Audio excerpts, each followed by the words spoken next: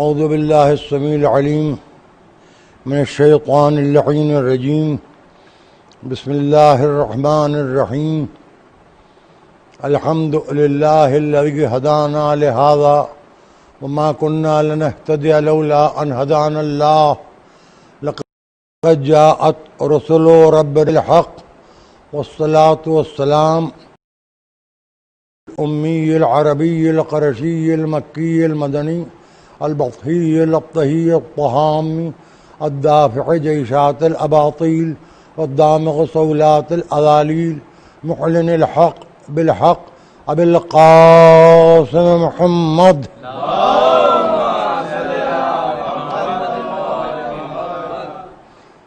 وعلى أهل بيته الطيبين الطاهرين المعصومين المظلومين الذين أذهب الله عنهم الرجس وطهرهم تطهيرا.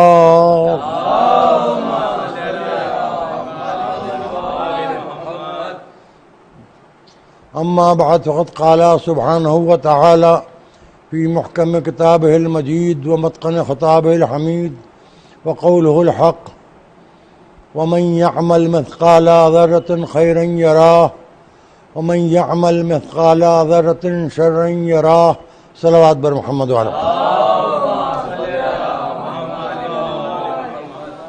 قرآن کے الفاظ کی تلاوت کا شرف حاصل کیا گیا ہے اور کل سے یہ سلسلہ گفتگو جاری ہوا ہے اور انشاءاللہ شب عاشور تک یہ سلسلہ جاری و ساری رہے گا. ارشاد احدیت ہے کہ جو ذرہ برابر خیر کرے گا، نیکی کرے گا، اچھائی کرے گا، بھلائی کرے گا، وہ اس کے سامنے ضرور آئے گی، اس کا نتیجہ اس کے سامنے ضرور آئے گا. اور جو ذرہ برابر شر پھیلائے گا یا شر کرے گا تو اس کا نتیجہ بھی اس کو بھگتنا پڑے گا.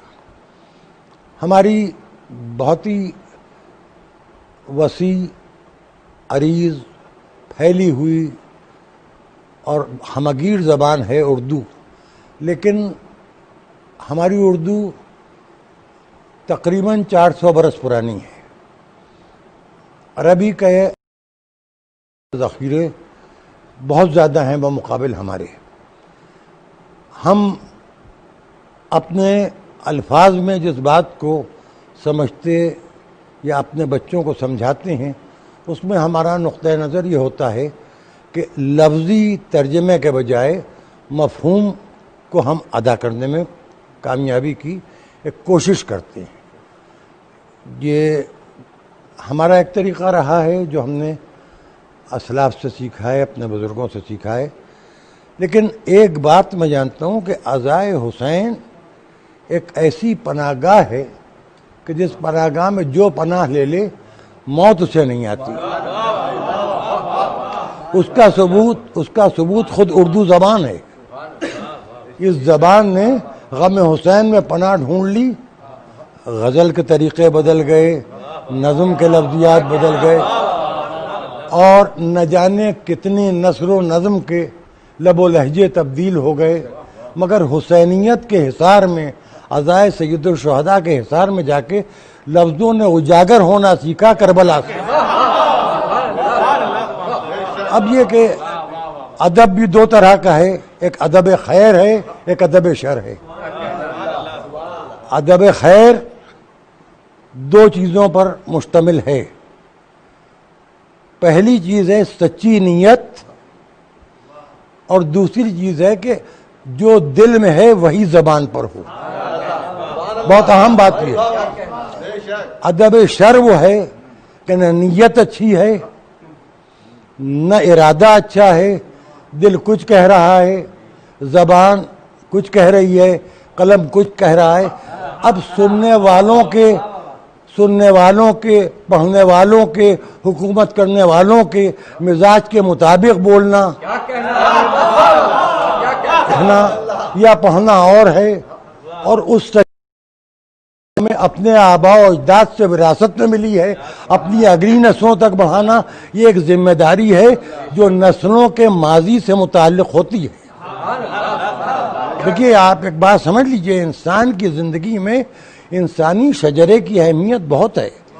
اور یہ بھی سن لیجئے کہ بہت سے لوگ سائنس کو قرآن سے ہو، قرآن کو سائنس سے ہو، اسلام کو سائنس سے ہو، سائنس کو اسلام سے اپنی جنرل نالج کی بنا پر منطبق کرتے ہیں، ورنہ سائنس کی سوچ بالکل متضاد ہے ہر مذہب کی سوچ سے.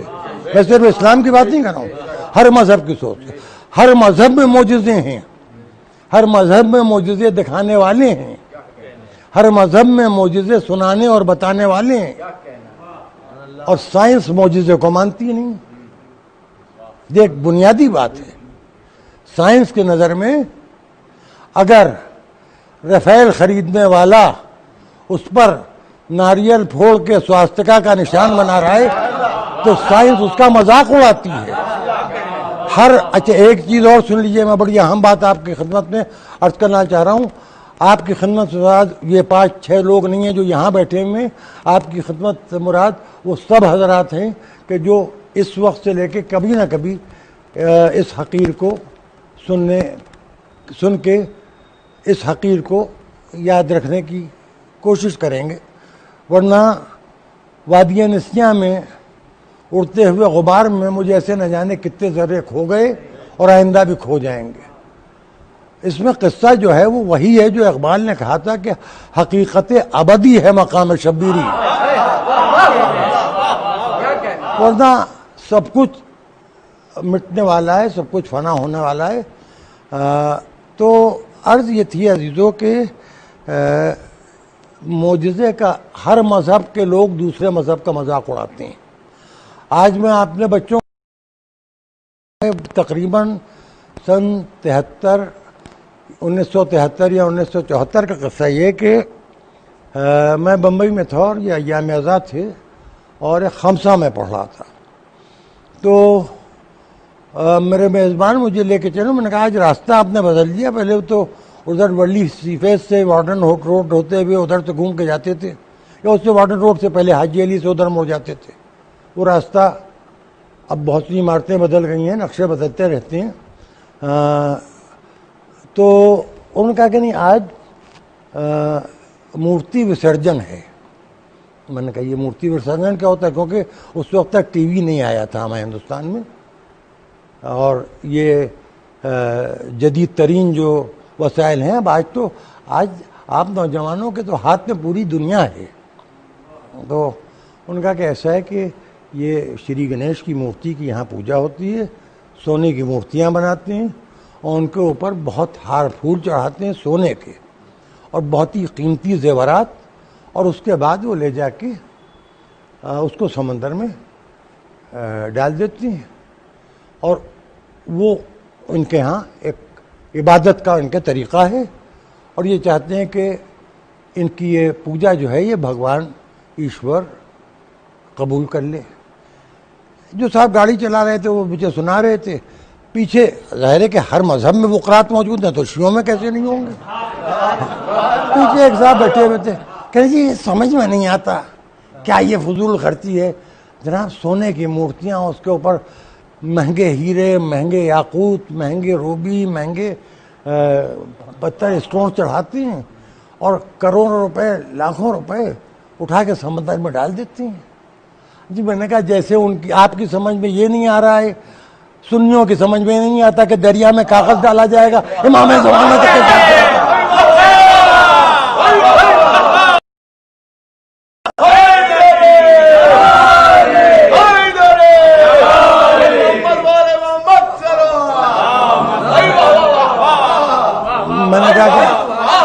میں نے کہا دیکھیے یہی ہے مزاج کی وہابیت. کسی بھائی آپ یہی تو ہے آپ کی سمجھ بھائی نہیں سمجھ میں آ رہا ہے، نہ سمجھ میں آئے. کوئی آپ کون سے اتنے بڑے دنیا کے سب سے بڑے اسکالر ہیں کہ آپ ہر مذہب کو پوری طریقے سے جانتے ہیں، گوتم بدھ کو شروع سے آخر تک جانتے ہیں، ان کی ساری فلسفی آپ نے سمجھی ہے. اور اگر آپ نے سب کچھ سمجھ لیا ہے، آپ نے سارے مذاہب کو سمجھ لیا ہے، یہودیت کو سمجھ لیا ہے، عیسائیت کو سمجھ لیا ہے، ہندوازم کو سمجھ لیا ہے، کرسچینٹی کو، ہر چیز کو آپ نے سمجھ لیا ہے، تو یہ بتائیے کہ آپ نے کمیونزم کو بھی سمجھا جہاں خدا ہے ہی نہیں. جہاں رسول ہے ہی نہیں، جہاں کوئی آسمانی کتاب ہے ہی نہیں، جہاں کچھ نازل ہی نہیں ہوتا۔ ہم نے تفسیروں میں ہمیں کچھ علماء نے بتایا تھا کہ دنیا میں حضرت آدم جب جنت سے ہٹائے گئے ہیں ایک ترک اولا کے سبب، تو ایک کوہ سراندیپ، جبل سراندیپ، اس کے اوپر آدم نازل ہوئے، اور وہاں سے وہ سمندر میں چلتے ہوئے ہندوستان سے ہوتے ہوئے آگے بڑھے ہیں۔ حضرت آدم مکے یا مدینے میں نہیں پیدا ہوئے ہیں، بات سمجھیے۔ اب وہی راستہ جو ہے، دیکھیے یہ میں جو بات کہہ رہا ہوں اس کا یہ مطلب نہیں کہ میں اس کو یہ اس سے مطابق کر رہا ہوں، میں اپنے عقیدے کی بات کر رہا ہوں، اپنے شیعہ اثنا عشری تفسیروں کی جو میں نے علماء سے سنی ہیں اور 2-4 ورق ہجے لگا کے پڑھے ہیں، جس میں چند الفاظ مجھے یاد رہ گئے۔ تو وہی کوہ سراندیپ ہے۔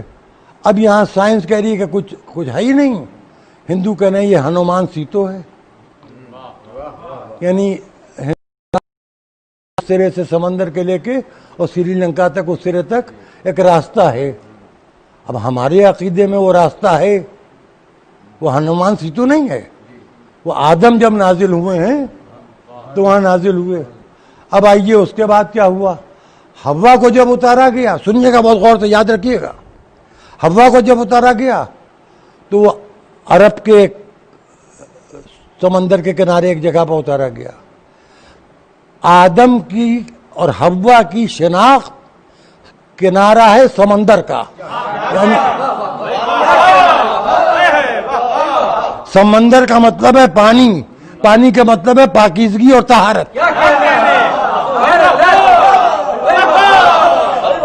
اب آدم ادھر سے چلے اور حوا سے آدم کی ملاقات جس جگہ پر ہوئی، آدم حوا کون ہوئی؟ انسان کی دادی ہوئی نا، اس جگہ کا نام عربوں نے رکھا جدہ، جو آج کل سعودی عرب میں ہے۔ جدہ میں آدم اور حوا کی ملاقات ہوئی۔ پھر یہ لوگ اور آگے بڑھ گئے یروشلم کی طرف ادھر۔ اب مجھے پوری تفصیل نہ معلوم ہے نہ مجھے بیان کرنا ہے، میں اپنے چھوٹا موٹا جاہل آدمی ہوں، اور یہ بھی سن لیں پڑھے لکھے کہ میں جاہل ہوں، اور جاہلوں کا بھی حق عزائے حسین پر ہے، لہذا میں جاہلوں کے لیے مجلس پڑھتا ہوں، پڑھے لکھوں کے لیے نہیں پڑھتا ہوں۔ پڑھے لکھوں کے لیے وہ پڑھے لکھے پڑھتے ہیں کہ جو اپنے حلق میں اٹک کے مر جاتے ہیں۔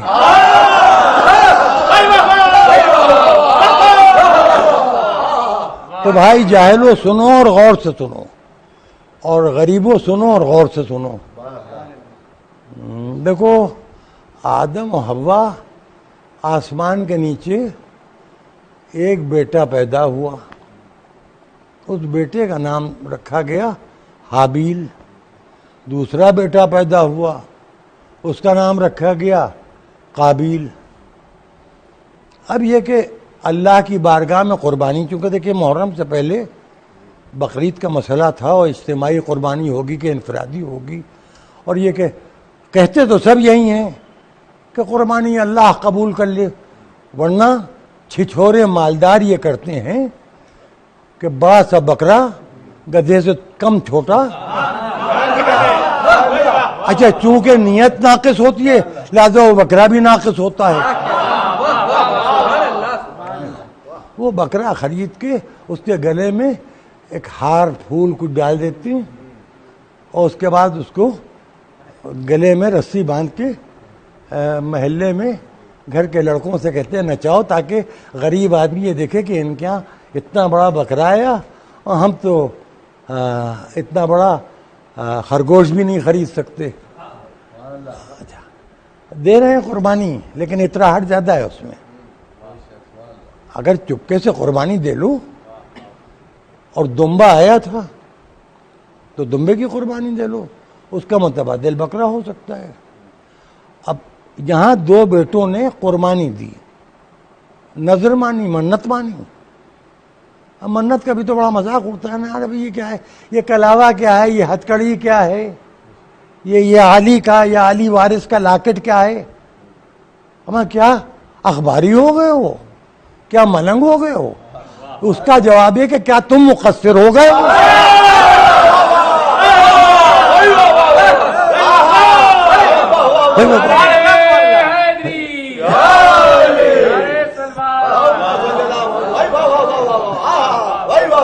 بھیا ہم نے 72 سال کی زندگی ہے، ہمیں نہیں معلوم کب ہماری اماں نے ہمارے گلے میں کلاوا ڈالا تھا، کب ہمارے ہاتھ میں منت کی ہتکڑی پہنائی گئی تھی۔ اس وقت تک تو ہم کلاوے اور ہتکڑی کے مفہوم بھی نہیں جانتے تھے کہ یہ سید سجاد کی یاد ہے۔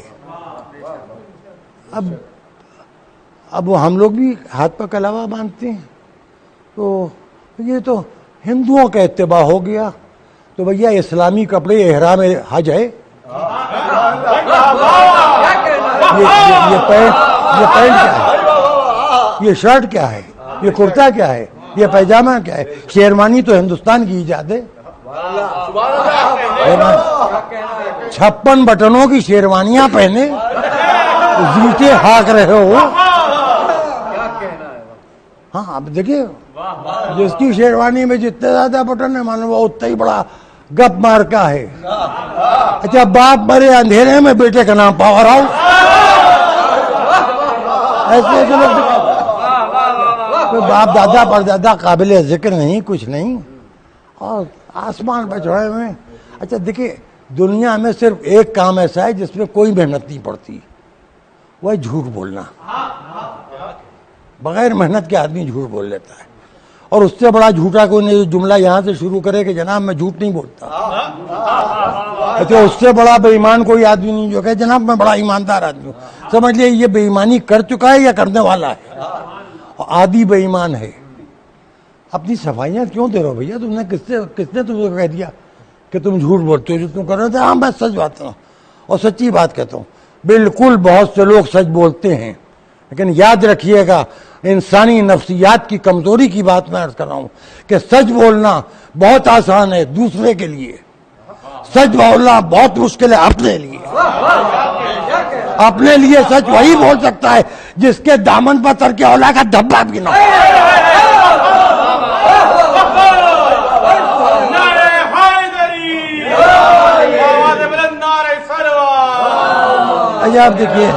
اب دیکھیے یہاں پر میں یہ جو ڈی این اے اپنی جگہ پر ہے، لیکن اس وقت تو ڈی این اے دونوں بھائیوں کا ایک تھا، حابیل و قابل کا۔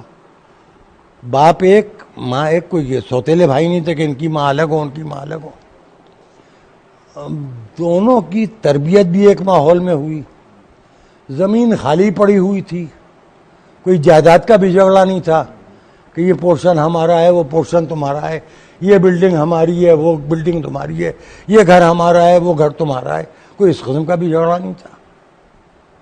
اچھا، کوئی کتاب بھی نازل نہیں ہوئی تھی کہ اس کو پھاڑ کے کیا جاتا کہ آدھی کتاب ہماری ہے آدھی تمہاری ہے۔ ابھی جو لڑائی کے سبب جو ہوتے ہیں، اچھا دونوں کی شادیاں بھی نہیں ہوئی تھیں کہ بیویوں کی وجہ سے دونوں شوہر لڑ پڑے۔ بھائی دیکھیں، جو اسباب و علل ہوتے ہیں اس میں سے کچھ تھا وہاں نہیں، لیکن دونوں کے اندر ایک فرق تھا۔ دیکھیے، دونوں معصوم کے بیٹے ہیں۔ میں بڑی نازک سی بات کہہ رہا ہوں میاں، میرے بچوں یاد رکھنا اس بات کو، دونوں معصوم کے بیٹے ہیں، بے خطا ماں کے بیٹے ہیں، کیونکہ اس وقت گناہ تھا ہی نہیں تو کرتے کیا؟ اس وقت نہ شراب تھی، نہ جوا تھا، نہ برائی تھی، نہ بدکرداری تھی، کچھ تھا ہی نہیں، مگر یہ کہ ایک کی نیت دکھاوا تھی، ایک کی نیت اللہ کی قبولیت کا ارادہ تھی۔ جس کی نیت اچھی تھی اس کی قربانی قبول ہو گئی، اور جس کی نیت خراب تھی اس کی قربانی اللہ نے قبول نہیں کی۔ تو یہ تو پہلے ہی فیصلہ ہو چکا ہے، نیت خراب ہے تو کچھ قبول نہیں ہے، پڑھے جاؤ نمازیں۔ نیت اچھی نہیں ہے تو کچھ قبول نہیں ہے، روزے رکھ کے مر جاؤ، نیت قبول اللہ قبول نہیں کرے گا اگر نیت اچھی نہیں ہے۔ کرتے رہو طواف، ہر سال جاؤ حج کے لیے، ناچے جاؤ،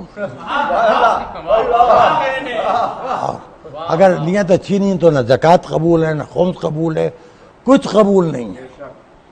اب جس کی نیت خراب تھی وہ ہوا سبک کہ اس کی قربانی اللہ نے قبول نہیں کی. بس جیسے ہی اس کی قربانی رد ہوئی اور اس کے دل کا پول کھول دیا اللہ نے. آدم چونکہ نبی تھے لہذا وہ بیٹوں کے باپ ہونے کے بجائے ایک ہدایت کرنے والے نبی کی حیثیت سے رزلٹ انہوں نے آؤٹ کر دیا کہ حابیل کی قربانی اللہ نے قبول کر لی ہے. قابیل کے دل میں وہ جذبہ نہیں تھا بلکہ دکھاوا تھا. لیکن اس میں ہوا کیا؟ انسان کی زندگی اس وقت جن پریشانیوں کا شکار ہے اس میں سب سے بڑی پریشانی یہ ہے کہ ہم تقریباً روز کئی ٹی وی چینلوں پر کئی اخباروں میں یہ خبر دیکھتے رہتے ہیں قتل ہو گیا قتل ہو گیا قتل ہو گیا. آج میں ابھی یہ U P news D D U P لگائے ہوئے تھا, لکھنؤ کی نیوز آ رہی تھی, اردو والی دیکھ رہا تھا میں. تو آج ہمارے چیف پریسیڈنٹ نے موازنہ کیا ہے کہ ان کی سرکار میں اتر پردیش میں قتل بمقابل پہلے کے اب اتنے کم ہونے لگے ہیں. انہوں نے نہیں کہا کہ قتل ختم ہو گئے ہیں. تو یہ قتل کا مسئلہ ابھی بھی بنا ہوا ہے, اس سے پہلے بھی مسئلہ تھا.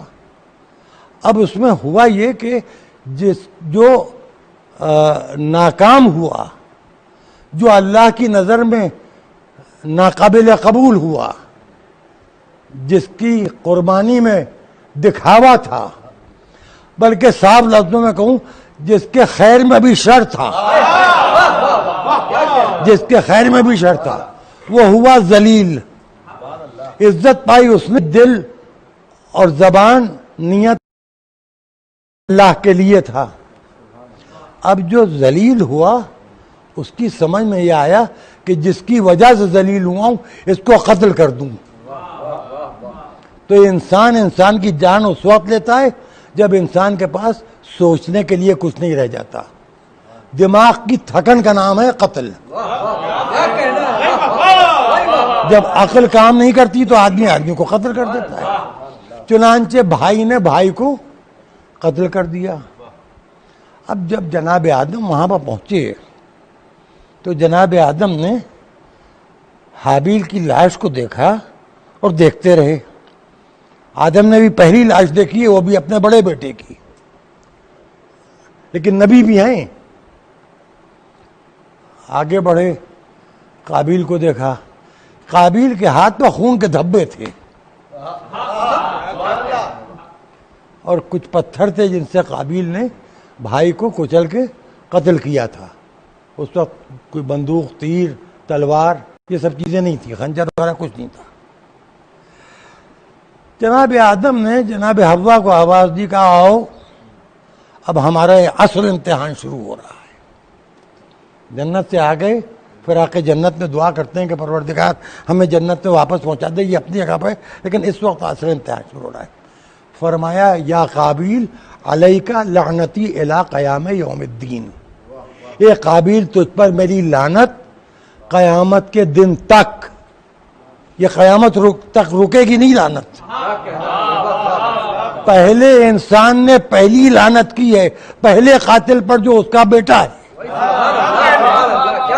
اس کے بعد ہاجرہ سے کہا, اس کے بعد جناب حوا سے کہا کہ بی بی ہمیں اپنے بیٹے کو دفن کرنا ہے حابیل کو, اور 40 دن اس کا سوگ منانا ہے.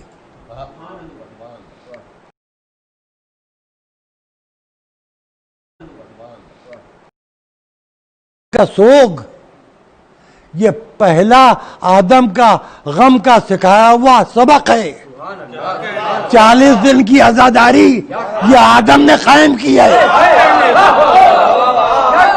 یہ بدعت آدم کی ہے, یہ فعل حرام آدم کا ہے, یہ ناجائز کام آدم کا ہے, رونا آدم کا, گریہ آدم کا, آنسو آدم کے, ماتم آدم کا, نوح آدم کے.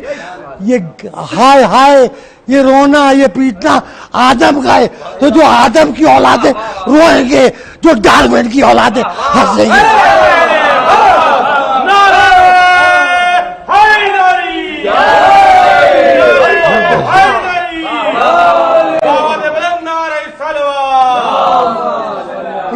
کیا ہے یہ تعزیہ ہاں اب کہیں پر تعزیہ نہیں رکھنے دیے جا رہے ہیں. لوکل ایڈمنسٹریشن ڈسٹرب کر رہا ہے. پورے ہندوستان میں بے چینی, پورے ہندوستان کا مسئلہ ہے. ہم لوگ جو بھی بات چیت کر رہے ہیں اس کا تعلق لکھنؤ شہر کے چند محلوں سے نہیں ہے, ہم پورے ہندوستان کی بات کر رہے ہیں. ہم یہ بھی جانتے ہیں کہ کرونا ایک قاتل مرض ہے, اس سے بچنا ہے کیونکہ اس کا علاج نہیں ہے. کرونا کا علاج نہ ہونا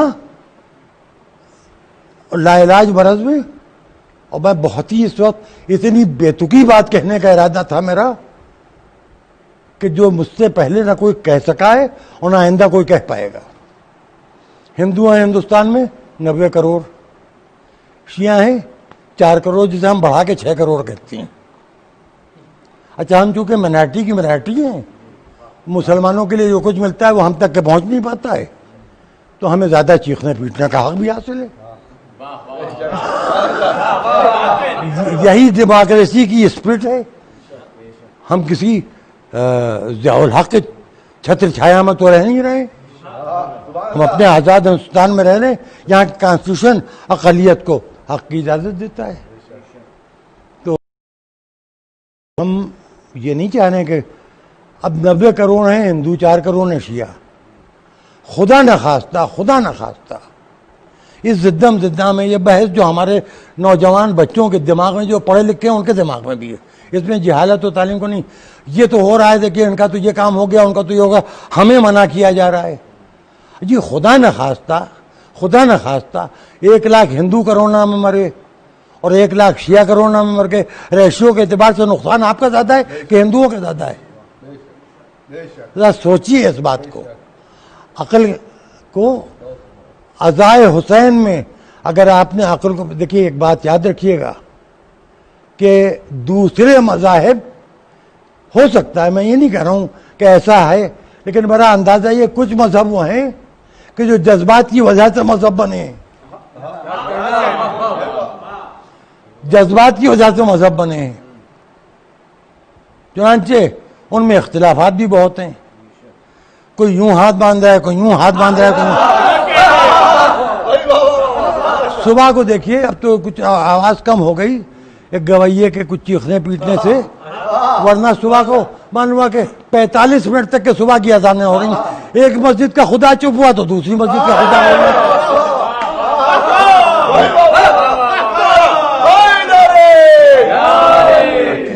میں یہ تو باتیں میں اس لیے کر رہا ہوں کہ ان تاریخوں میں, ابتدائی تاریخوں میں بہت سی ایسی باتیں ہیں جو میں کہہ سکتا ہوں, لیکن آپ یہ غور کیجئے کہ کتنی چیزیں ظاہرداری کا شکار ہو جا رہی ہیں. اب آئیے صاحب, اختلافات ہیں, ہمارے ہاں کوئی اختلاف نہیں ہونا چاہیے. اگر ذاتی اختلافات ہیں تو اسے بھلا دینا چاہیے. اگر کم نسب لوگوں کو عالی نسب لوگوں سے اختلاف ہے تو لڑنے کے لیے سال بھر پڑا ہے. یہ 2 مہینے 8 دن کو عزا کے ایام کو ذاتیات پر خرچ کرنا مناسب نہیں ہے. اور یہ محرم میں انسان کی فطرت بدلتی ہے, شجرہ نہیں بدلتا. جو جس کی اولاد ہے وہ اسی کی اولاد رہے گا. سمجھیں آپ. اب یہ خیر جملہ معترضہ تھا, اور جملہ معترضہ قابل اعتراض بھی ہو سکتا ہے, یہ الگ سے آ گیا. میں آپ سے ایک بات کہنا چاہ رہا ہوں, اس کو سنیے. جہاں جہاں میری بات مجھے دیکھا اور سنا جا رہا ہے, یہ سنیے. دوسرے مذاہب میں, اور معاف فرمائیے گا مسلمانوں کے دوسرے فرقوں میں, جذبات کی دین ہے مذہب, جذبات کی دین ہے مذہب. ہمارے مذہب میں جذبات مذہب کی دین ہے. اگر رسول اتنے عظیم نہ ہوتے تو ہم رسول کے بارے میں اتنے جذباتی نہ ہوتے. اگر علی اتنے عظیم نہ ہوتے کہ جو اللہ کا نام وہی علی کا نام, تو ہم علی کے بارے میں اتنے جذباتی نہ ہوتے. اگر سیدہ اتنی عظیم نہ ہوتی تو ہم سیدہ کے بارے میں اتنے جذباتی نہ ہوتے. اگر جناب خدیجہ اتنی عظیم نہ ہوتی تو اتنی رسول کی بیویاں تھیں, ہم خدیجہ ہی کے بارے میں.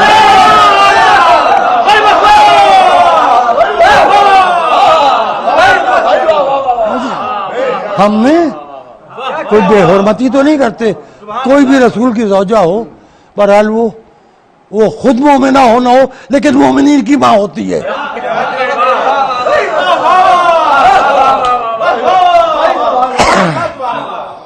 اب جناب خدیجہ بنت خویلد اس عظیم گھرانے کی خاتون جناب خدیجہ کی بہن تھیں.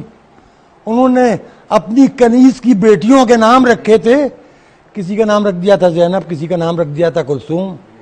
یہ جناب خدیجہ کی کنیز کی بیٹیاں تھیں جنہیں جناب خدیجہ کی بہن نے گود لے لیا تھا.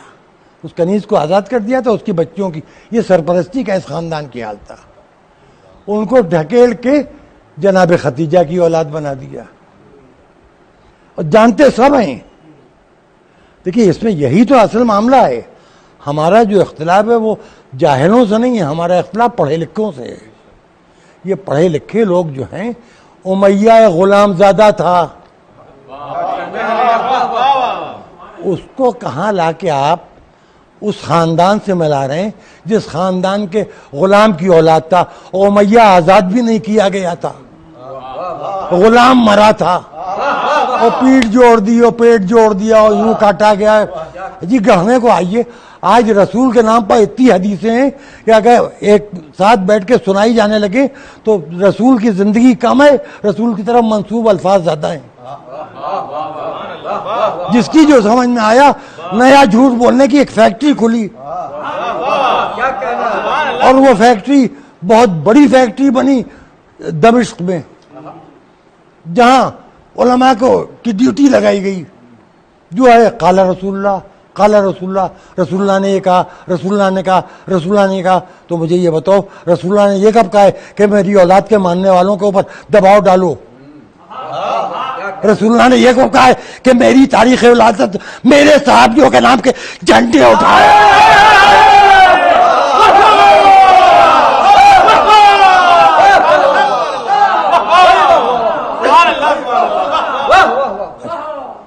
آج تک تم یہ تو طے نہ کر پائے کہ رسول نماز کیسے پڑھتے تھے, کس وقت پڑھتے تھے. آج تک تم یہ طے نہ کر پائے کہ رسول کو روزے کا ترک سحر کب فرماتے تھے, افطار کب فرماتے. ہر بیگم ایک نئی بات لیے ٹہل رہی ہے.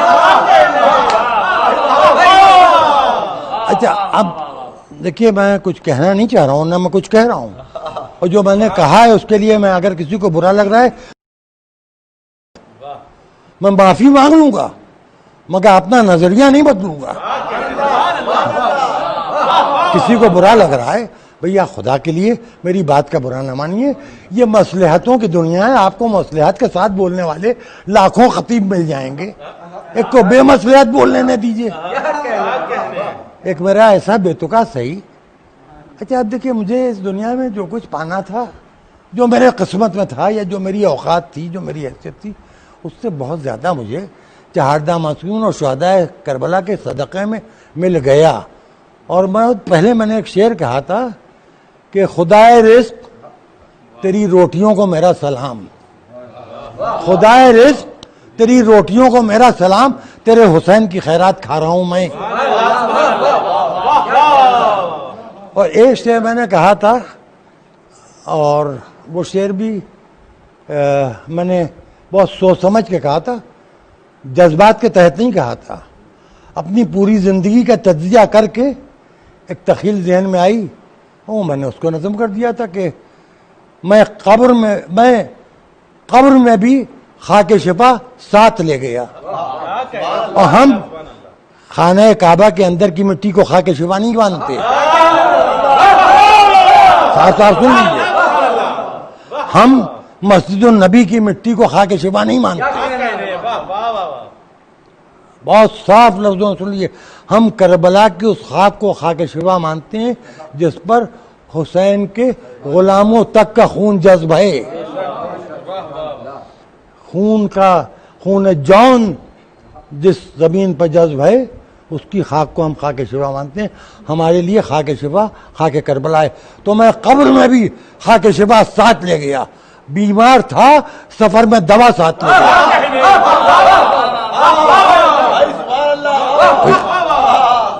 جو گناہوں کی بیماریاں ہیں, کمیوں کی بیماریاں ہیں, جو عبادت کی کمیوں کی بیماریاں ہیں، وہ سجدہ مقبولہ جو بہت سے لوگ کرتے ہیں ان کی پیشانی پر اس کے نشان ہوتے ہیں. اب میں کیا آپ سے عرض کروں؟ شب عاشور اور روز عاشور جب سجدے میں سر رکھا حسین یاد آئے. صرف اللہ کے لیے تو کبھی رویا ہی نہیں ہے. اللہ کے لیے میں رویا ہی نہیں، میں رویا تو حسین کے لیے رویا. اور کبھی کبھی میں اپنے غموں میں بھی رویا ہوں جس کے لیے جناب سیدہ کے رومال سے شرمندہ ہوں. یہ اس میں بھی میں نے ایک شعر کہا تھا، سنا دوں آج آپ کو، معلوم نہیں کون جی چاہ رہا ہے. بہت آپ میں سے جو یہاں سامنے یہ نوجوان بیٹھے ہوئے ہیں، آپ لوگوں کی پیدائشوں سے بھی بہت پرانا شعر ہے کہ میں اپنے غم میں بھی رویا ہوں اکثر، میں اپنے غم میں بھی رویا ہوں اکثر، تیرے غم سے مجھے شرمندگی ہے. جب باپ کا سایہ سر سے اٹھا، جب بڑے ابا کا سایہ سر سے اٹھا، جب ماں کا سایہ سر سے اٹھا تو وہ تو آنسو بہے، وہ تو ذاتی غم میں بہے. ہمیں خلق کیا گیا حسین غم میں رونے کے لیے، کیونکہ مسجد میں بیٹھ کے حسین یہی بات کر رہے تھے کہ یہ بتائیے نانا کہ روز محشر آپ کا رویہ میرے رونے والوں کے ساتھ کیا ہوگا. کہا بیٹا صفی روز جزا ہوں، سب سے پہلے تمہارے رونے والوں کو میں جنت میں بھیجوں گا. اس کے بعد علی مرتضیٰ کی آنکھوں میں آنکھیں ڈال کے بچہ کہہ رہا ہے آپ کا رویہ کیا ہوگا میرے رونے والوں کے ساتھ.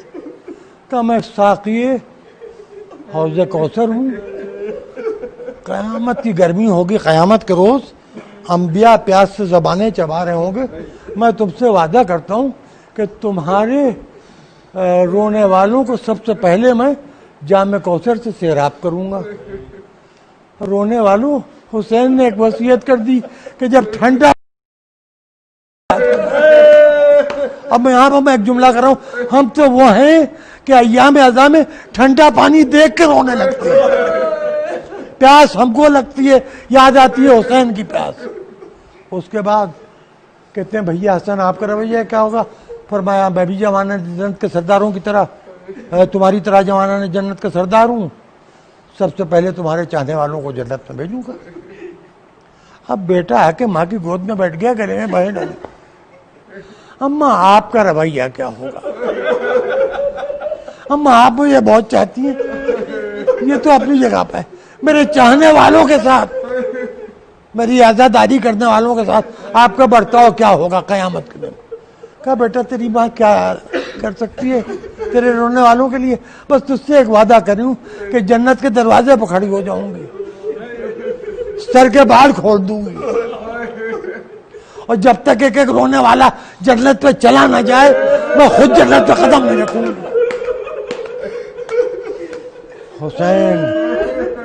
حسین مطمئن ہو گئے، اور حسین 28 رجب سن 60 ہجری کو اپنے نانا کے مدینے سے ہمیشہ کے لیے رخصت ہوئے. ایک جگہ قیام تھا، دیکھا کوئی مسافر جا رہا ہے، کہا ابا ذرا اسے بلاؤ، یہ کوفے کی طرف سے آتا ہوا دکھائی دے رہا ہے. بلایا، یہ 18,000 کوفیوں نے بیعت کی اور پھر بدل گئے. یہ مجھے یاد دلا دیجیے گا کہ یہ کوفے کے شیعان کوفہ، شیعان علی تھے، شیعہ نے حسین کو قتل کیا، شہید رو رہے ہیں. تو قاتل شیعہ کون تھے اور کس کے تھے، اور جو رو رہے ہیں یہ شیعہ کون ہیں اور کس کے ہیں؟ یہ گفتگو انشاءاللہ یاد دلا دیجیے گا کل مجلس سے پہلے، یہ انشاءاللہ کل یہ گفتگو ہوگی. اب وہ قبائل کے سردار کچھ بک گئے، کچھ اس میں سب سے اہم شخصیت کو دارالامانہ میں بلا کے شہید کر دیا گیا، ان کا قبیلہ بھی خوفزدہ ہو گیا. بہرحال حسین ابن علی کو 18,000 کوفیوں نے خط لکھے تھے. سب سے زبردست خط جو تھا وہ شمر ذیل جوشن کا تھا، بڑا جذباتی، تاریخ میں محفوظ ہے وہ عبارت، ضائع نہیں ہوا ہے وہ خط، شمر کا خط. تو اب شمر کا شیعہ تھا تو پھر آپ جانیے اس وقت کل گفتگو ہوگی کہ حسین کے قاتلوں کا مذہب مسلک کیا تھا. مسافر آیا, جناب مسلم کی سنانی سنی, رقیہ بنت مسلم کو بلایا. 4 برس کی مسلم کی یتیمہ ہے اور 4 برس کی حسین کی بھی بیٹی ہے. بیٹی اس بات کی عادی تھی کہ بابا اس کو بلاتا تھا, آج بھانجی کو بلا لیا. پیچھے بیٹی بھی آئی. اچھا, جس گھر میں چھوٹے بچے, اس گھر کے لوگوں کا تجربہ ہے, ایک بچے کو بلائیے تو دوسرا بچہ خود بخود آگے بڑھ کے آ جاتا ہے کہ ان کو بلائے, ہمیں بھی بلائیں, ان کو پیار کر رہے ہیں تو ہمیں بھی پیار کریں, ان کو گلے سے لگا رہے ہیں تو ہم کو بھی گلے. یہ بچوں کی فطرت ہوتی ہے. اللہ آپ سب کے گھروں کو ہر بلا اور ہر آفت سے محفوظ رکھے, اور جتنے بھی حسین کے نام پر آنسو بہانے والے سب بچے, اس کے علاوہ ہر مذہب و ملت کے لوگ, سب کے بچے سلامت رہیں, ہر بلا ہر آفت سے محفوظ رہیں, اور اس کرونا کی وبا سے اللہ ساری انسانیت کو شفا عطا کرے اور اس کی ویکسین دستیاب ہو. بیٹی نے پہلی مرتبہ رات یہ واقعہ ہوا کہ اس کے ہوتے حسین نے بھانجی کو بلایا, گود میں بٹھایا, ایک صندوقچہ کھولا, 2 بالیاں تھیں, وہ بچی کے کانوں میں پہنائیں, ماتھا چوما.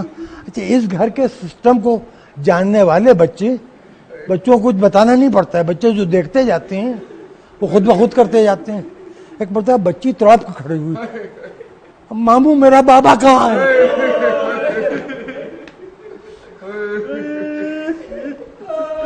کہا آؤ بیٹھو, میری گود میں بیٹھو. اتنا بے چین کیوں ہو گئی؟ کہا جب سے دیکھ رہی ہوں یہ برتاؤ آپ کا یتیم بچوں کے ساتھ میں نے دیکھا ہے, اور یہی بڑے ماموں کا, امام حسن کا بھی برتاؤ یہی تھا. یتیموں کے سر پر دست شفقت پھیرنا, اور بچوں کو کچھ نقد دینا, اور بچیوں کو کوئی زیور پہنا دینا, اور ان کا ماتھا چومنا, یہ برتاؤ آپ کا یتیم بچوں کے ساتھ. حسین کا جواب, بھانجی کو جواب دے رہے کریں, رقیہ جب تک کہ میں زندہ ہوں اپنے کو یتیم نہ سمجھنا. لیکن میں نے جو بات کہہ لی اس کو سوچیے, اور سوچیے کہاں تک کہ سوچیں گے آپ. لیکن حسین کا یہ وعدہ جو ہے یہ 10ویں محرم کی عصر تک کا ہے نا.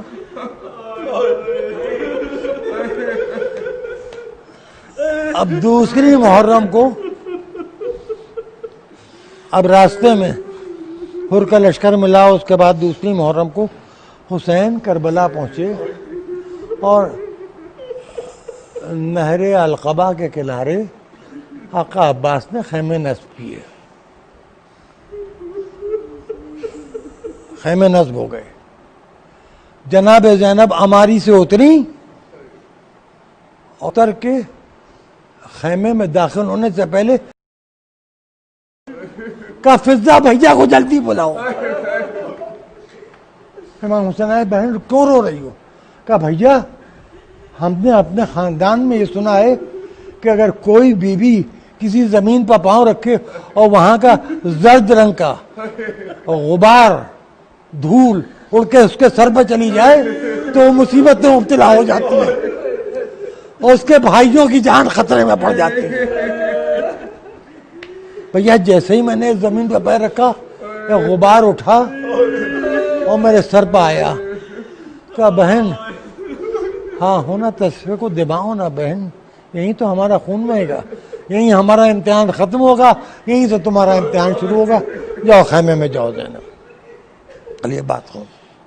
اب کچھ لوگوں نے لشکر یزید یہ دباؤ ڈال لائے کہ خیمے دریا کے کنارے سے ہٹا لیے جائیں.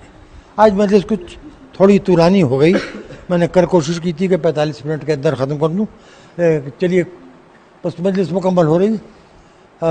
حضرت عباس نے کہا خیمے تو دریا کے کنارے سے نہیں ہٹیں گے.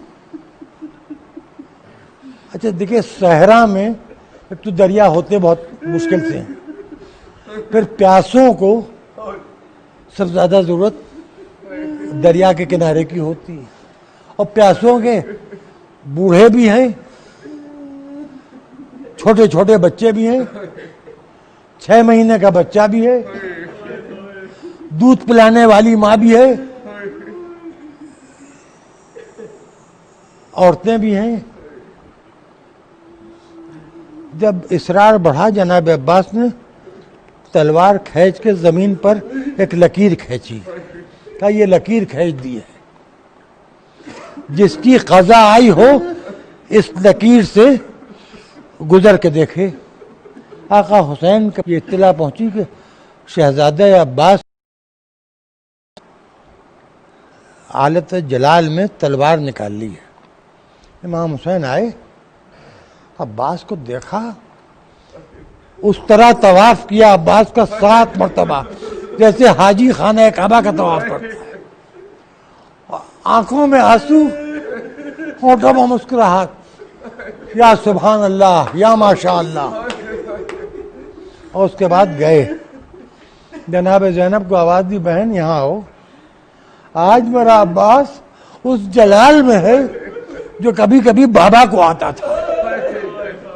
जब रसूल की जान खतरे में होती थी और बाबा उनकी हिफाजत कर रहे होते थे तो बाबा को जो जलाल आता था, आज अब्बास के तेवर, चितवन, अंदाज, गैज़ व गज़ब, जलाल हैदरी है आज अब्बास में। और मैं अब्बास को इस वक्त रोक नहीं पाऊंगा, हालांकि अब्बास मेरे इशारों के मुताबिक चलने वाला भाई है। ज़ैनब, तुम चाहो तो अब्बास रुक जाएं, हम नहीं चाहते कि हम पर यह इल्ज़ाम आए कि हमने जंग शुरू की। हम दिफा चाहते हैं, जंग नहीं चाहते। जनाब ज़ैनब का भैया कोई मसला नहीं है, फिजा इधर आओ। फिजा करीब आई, कहा जाके अब्बास से कह दो कि तलवार लेके वापस आए, वरना मैं बगैर चादर के खैमों से बाहर निकल आऊंगी। फिजा ने जाके कहा, छोटे शहजादे, बड़ी शहजादी कह रही हैं कि आप वापस उनके पास जाइए, वरना वो अभी बेरिदा बगैर चादर के खैमों से निकल के आपके पास आ जाएंगे। अब्बास ने सुना, दौड़ते हुए आए, जनाब ज़ैनब की चादर पर से तलवार को सदका किया, जमीन पर बैठे कुत्ते पर रख के तलवार तोड़ के तलवार के दोनों टुकड़े जनाब ज़ैनब के कद्दों में डाल दिए। सैदानी, जब तक कि ये गुलाम जिंदा है, कभी बेरिदा खैमे से निकलने की बात न कीजिएगा। ए अब्बास, खैमे जल गए, चादरें छिन गई, बेरिदा सैदानियां एक खैमे से दूसरे खैमे से अलमुल्लज़ीना ज़लमू गय्या मुनक़लबीन यनक़लिबून। अल्लाहुम्मा तक़ब्बल मिन्ना इन्नका अंतस समीउल मुजीब।